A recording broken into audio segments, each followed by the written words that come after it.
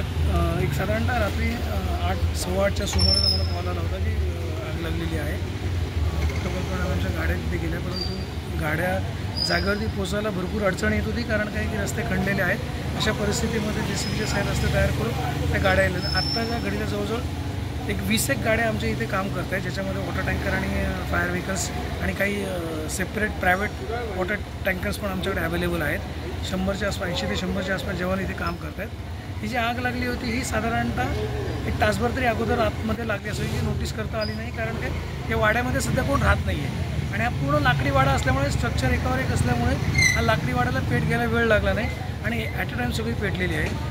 आमचा पहिला प्रयत्न असा होता की आग विझवण्यासोबतच आमचा पहिला प्रयत्न असा होता की आजूबाजूला आग कुठल्याही परिस्थितीत पसरू द्यायची नाही, कारण सगळीच रहिवासी वस्ती आणि एकमेकाला लागून भिंती आहेत, सगळ्यांनाच लोक तिथे आहेत. अशा परिस्थितीत आजूबाजूच्या लोकांनी पण सहकार्य केलं, त्यांचे सिलेंडर्स वगैरे सगळे आपण बाहेर काढलेले आहेत आणि आत्ता चारही साईडनी मारा करून ती आग कंट्रोलमध्ये आणलेली आहे. वाड्याचा काही भाग जो जुना आहे तो कोलॅप्स झालेला आहे, त्याच्यामुळे आतमध्ये आग विझवायला जाण्यासाठी खूप अडचण होते, परंतु सिच्युएशन कंट्रोलमध्ये आता सध्या घाबरण्याचं काही कारण नाही आणि स्थानिक आमदार साहेब रासने साहेब स्वतः इथे आहेत आणि त्यांचंही याच्या गोष्टीवरती पूर्ण लक्ष आहे.